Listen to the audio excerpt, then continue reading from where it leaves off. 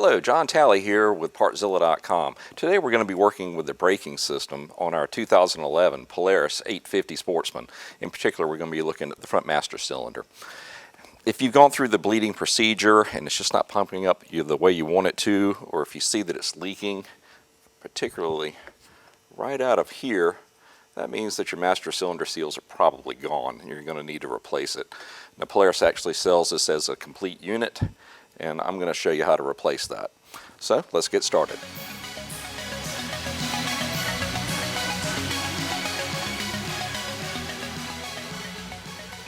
All right, let's start by going ahead and taking off the cover,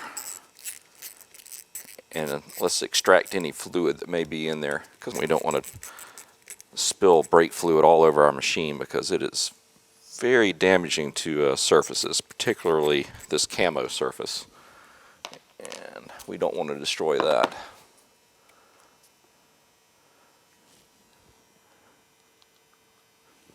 Alright, looks like this one was about empty anyway, so I'm just going to grab a rag, cram it down in there, soak up what little is there, that way we can start flipping it over.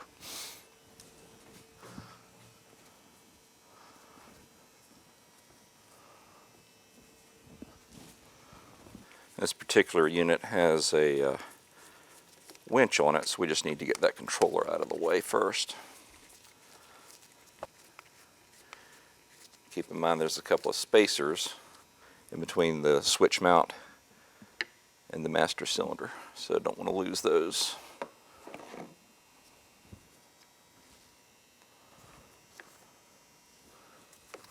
Alright, got all that sopped up. Alright, what we're interested in here is we need to remove that circlip right there to take out the pin for our actual brake handle, and then there's two little tabs here and here which we have to push in to remove the brake switch.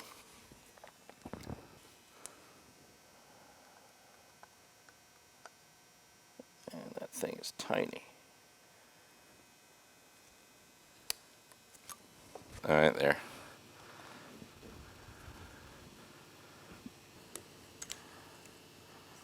Alright. So what I'm going to do here is remount it temporarily, let the machine hold on to it so I can go ahead and remove the front brake line.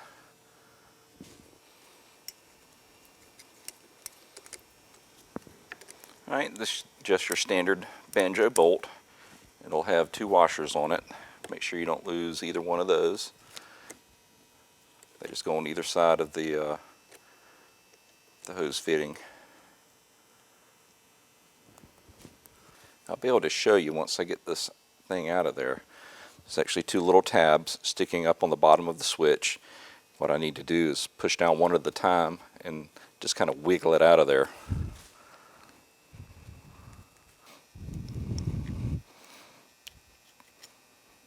Like that. Those are those two tabs I was talking about. Alright, that's all there is to that. New, nice, shiny assembly. All we need to do is just reinstall it. I'm just putting these bolts in there to hold it temporarily so I can get the different pieces back together. Get our switch in first, slide it in till the tabs line up and they pop right out. Let's go ahead and get our brake line back on. This was just a 12mm bolt.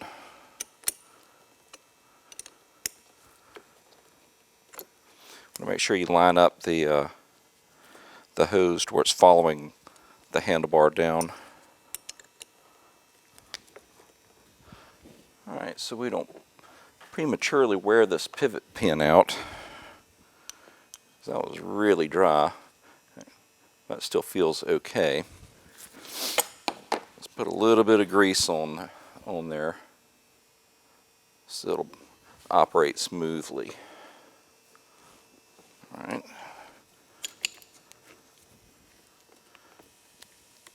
Push in a little bit. And she goes. Now we need to get this teeny tiny little circlip back on the bottom of that pivot pin. You can pretty much do this without the tool. Push up on it till you hear it click into place. There you go. Alright. Now let's go ahead and get our switch mounted back up there like it was. It's going to be a little tricky having to keep those spacers in place, but I think we can do it.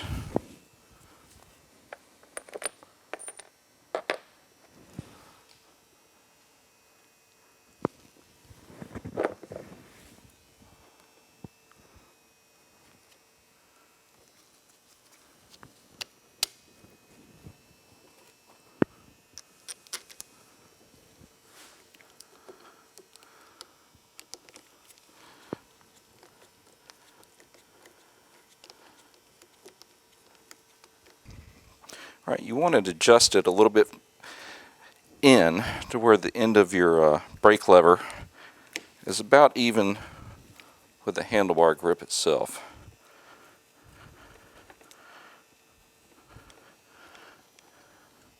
So right there. That, and you want the reservoir to pretty much be flat when the wheel is straight. So right there.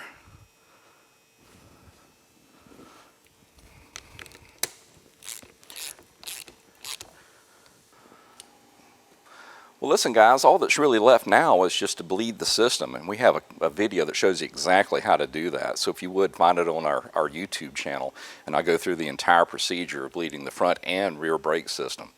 So listen, if you need any of the parts that we used, come find us at Partzilla.com. If you have any questions or comments, just leave them below and I'll do my best to answer them. Other than that, just want to say thank you for watching, and we'll see you next time.